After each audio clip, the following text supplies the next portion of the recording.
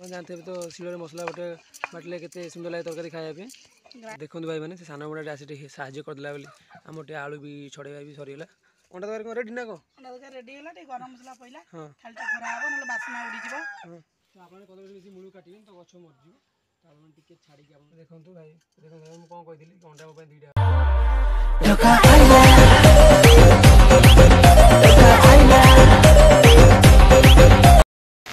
जय जगन्नाथ मो प्रियर भाई और भौणी मैंने शुभ सकाळ आपण मानक आउ गोटे नुआ सुंदर वीडियो को स्वागत। तो दाना बात्या आसिला ओडिसा बहुत क्षयक्षति गला सी ता बाटे चलीगला किंतु 3 दिन हम वर्षा कमियार ना धरुनी कंटिन्यू वर्षा 3 दिन हम हूँ तो सबुदिन घरे भात डालमा खाई खाई आज टी आईष खाया इच्छा है जेहेतु वर्षा प्रबल होम मार्केट को जाइकी माछ कि चिकेन आने संभव नुहे तो आम गाँ दुकान गोटे अच्छी से दुकान ना हूँ साहू भेराइटी स्टोर तो सेठी अंडा बिक्री हुए मुझे अंडा किसी नहीं आसिली मो बो कहली बो भोक प्रबल है ठीक अंडा तरकारी करदे आउ जो आम मिलता बात्या जो डीलर देता बीपीएल चाउल भात करदे से चाउल भात करदे आउ अंडा तरकारी करदे खाई प्रबल भोक है मो बो कहला काम कर तू टे मत साहाଯ୍य करदे मुझे जल्दी जल्दी करदेवी तू अंडा तरकारी भात खाइबू तो सांग मैंने मुझे मो बो पर साहाଯ୍य करदेवी करदे जल्दी बो रोषे करदो तो मुझे खाईदेवी तो आपण मैंने यदि वीडियो देखिए तो मत भल लगे मत लगे कि आपण मैंने भी रोषे मत साहाଯ୍य कर तो चलतु डेरी नक भातटा बसईदवा तो आउ गोटे इंटरेस्टिंग कथा कौन ना रोषेटा चुली हम आउ बाटण भी आमर शिଳରେ बटा हे तो देखा बहुत मजा लगे ये वर्षा दिने ओदा हो रोषे कर खाइबार मजा पूरा निरा तो आपण मैंने वीडियो फुल देखिए ए सान भाईटा बहुत सारा भल पाइबा देवे तो चलतु डेरी नक रोषे कार्य लगी पड़ा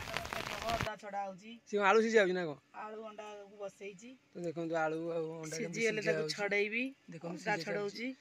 भाई मैंने देखु तो बो बर्तन पियाज काटुची तो एपटे अंडा भी छड़ा चलती गोटे छड़े बो बाकी छड़ेब तो ये देखो अदा कटा थुआ छड़ा पियाज अदा काटुचे एपटे पियाज कटा थुआई तो ये टमाटर अंडा छड़ा हे देखो देखो भाई मैंने फाइनाली आमर बो अंडा छड़ेदेला तो देखो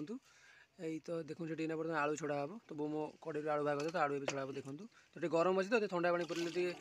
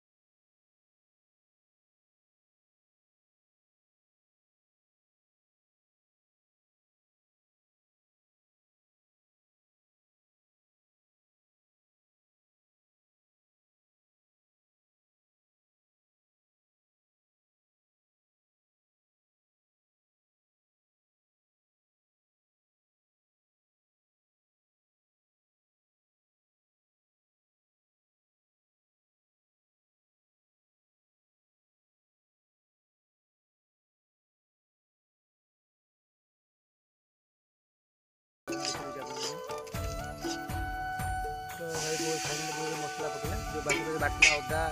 ପିଆଜ ରସୁଣ ମୁଁ ପିଆଜ ବାଟୁଥିଲି ଅଦା ରସୁଣ ବାଟିଲି ନାଇଁ ମୁଁ ଭୁଲି ପିଆଜ କଲି ସରି କାଳେ ଲାଗିଯିବ ବୋଲି ଗୋଟେ ପାଣି ଦେଲା ଲାଗିଗଲେ ପୋଡ଼ିଯିବ ତ ଅଳ୍ପ ଟିକେ ପାଣି ମୁଁ ଦେଲା ଏବେ ଟିକେ ମଝିରେ ମଝିରେ ମସଲା ମାନେ ଗୋଳିଲା ବେଳେ ପାଣି ଟିକେ ନଦେବେ ଆପଣ ମସଲା ଲାଗି ଯଦି ପୋଡ଼ିଯିବ ତ ତରକାରୀ ଟିକେ ଭଲ ଟେଷ୍ଟ ଲାଗିବ ପିତୁଳିଆ ପିତୁଳିଆ ଲାଗିବ ଦେଖନ୍ତୁ ବର୍ତ୍ତମାନ ମୁଁ ଟମାଟର ପକେଇଲେ ଟମାଟର ଆଳୁ ବି ପଡ଼ିବୁ ଏখানে ଟମାଟର ପଡ଼ିବ ଟମାଟର ମୁଁ ଏବେ ଟମାଟର ଏବେ ପଡ଼ିଲା ଦେଖନ୍ତୁ ପଡ଼ିଲା ପରେ ଟିକେ ଭଲ ଟିକେ ଆଉ ଟିକେ ମସଲାଟା ଭଲ ଭାବେ ଜାରି ହେଇସାରିଲା ପରେ ତ ତାପରେ ଅଣ୍ଡା ଆଳୁ ପଡ଼ିବ ତ ଆଉ ଟିକେ 5 ମିନିଟ୍ ଖଣ୍ଡେ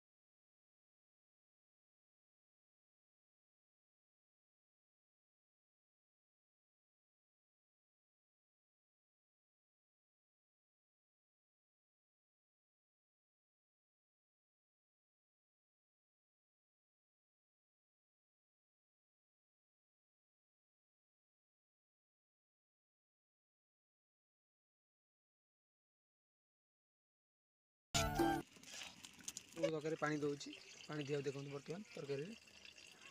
କେତେ ପାଣି ଦିଆହେବ ନା ତରକାରୀ ଅନୁଯାୟୀ ଏତିକି ତ ଏତିକି ହେଇଯିବ ତ ସିଝା ଆଳୁ ଅଣ୍ଡା ତ ପାଣି ଦିଆହେଲା ତେବେ ଫୁଟି ସାରିଲା ପରେ ଆଉ ଟିକେ ଲାଷ୍ଟକୁ ତ ସରିଲା ପରେ ଗରମ ମସଲା ପଡ଼ିବ ତ ବୋଉ ପତ୍ର ନେଇ ଆସିବି ଭୋକରେ ଆଣି ଖାଇବା ପତ୍ର ନେଉଛି ତ ଭାଇମାନେ ତ ବର୍ତ୍ତମାନ ଚାଲନ୍ତୁ ପତ୍ର ବାରି ନେଇ ଆସିବା ତ ଚାଲ ବର୍ତ୍ତମାନ ଭାଇ ଦା ଆସିଗଲା ଏବେ ପତ୍ର କଟା ହେବ ଏଇଟା ଆମ ବାରି ତ ଆପଣ କଦଳୀ ବେଶୀ ମୂଳ କାଟିବେନି ତ ଗଛ ମରିଯିବ ତ ଆପଣ ଟିକେ ଛାଡ଼ିକି ଆପଣ କାଟିବେ ପତ୍ର ବେଶୀ ନାହିଁ ତ ଗୋଟେ ହେଇଯିବ ତ ଆଉ ବାପା ଭାଇ ଖାଇଦେବେ ଚାଲନ୍ତୁ ଯିବା ଆସନ୍ତୁ ଯିବା ତ ଭାଇମାନେ ଦେଖନ୍ତୁ ଫାଇନାଲି ଏଇଭଳିଆ ଆପଣ ଚିକିଣିଆ ପତ୍ରରେ ଖାଇବେ ଆପଣ ମୁଁ ତ ଆଜି ଅଣ୍ଡା ତରକାରୀ ଭାତ ଖାଇବି ଯେ ଆପଣମାନେ ଯଦି ଘରେ ଆଇଁଷ ହେଇଥିବ ତ ଏଇଭଳିଆ ଚିକିଣିଆ ପତ୍ରରେ ଖାଇବେ ତ ବହୁତ ଭଲ ଲାଗିବ ତ ଚାଲନ୍ତୁ ଆସନ୍ତୁ ଫାଇନାଲି ଦେଖନ୍ତୁ ମୋ ବୋଉ ଏବେ ଅଣ୍ଡା ତରକାରୀ ଓହ୍ଲେଇବ ତ ମୁଁ ପତ୍ର ନେଇକି ଆସିଲା ଭିତରେ ମୋ ବୋଉର ଅଣ୍ଡା ତରକାରୀ ସରିଲାଣି ତ ଏବେ ଖାଲି ଗରମ ମସଲାଟା ବୋଉ ତ କଟା ହେଇନି ତ ବୋଉ କାଟିବ ଗରମ ମସଲା ଖାଲି ପକାଇବ ଗରମ ମସଲା ପଡ଼ିବ ତ ରେଡ଼ି ତ ଭାଇ ଦେଖନ୍ତୁ ଖାଲି ଗରମ ମସଲାଟା ପଡ଼ିବ ତ ହେଇ ମସଲା ପନିର ବି ଏଇଠି ଅଛି ତ ପନିର ଏବେ କଟା ହେବ ତ କଟା ହେଇ ଗରମ ମସଲା ପଡ଼ି ସାରିଲା ପରେ ତରକାରୀ ରେଡ଼ି ହେଇଯିବ ଦେଖନ୍ତୁ ମସଲା କଟା ହେଉଛି ତ ଏବେ ଗରମ ମସଲା ପଡ଼ିବ ତ ଦେଖନ୍ତୁ ଆପଣ ଗରମ ମସଲା ଟିକେ ପକାଇବେ ତ ଟେଷ୍ଟଟା ବଢ଼ିଆ ଲାଗିବ ତରକାରୀର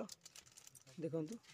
ଏବେ ଗରମ ମସଲା ପକାଉଛି ଆପଣ ଦେଖି ଦେଉଛି ମୁଁ ଅଣ୍ଡା ତରକାରୀ କ'ଣ ରେଡ଼ି ନା କ'ଣ ଅଣ୍ଡା ତରକାରୀ ରେଡି ହେଲା ଟିକେ ଗରମ ମସଲା ପଇଲା ହଁ ଖାଲି ଘୋରା ହବ ନହେଲେ ବାସ୍ନା ଉଡ଼ିଯିବ ହଁ ତ ଭାଇନା ଦେଖନ୍ତୁ ପତ୍ର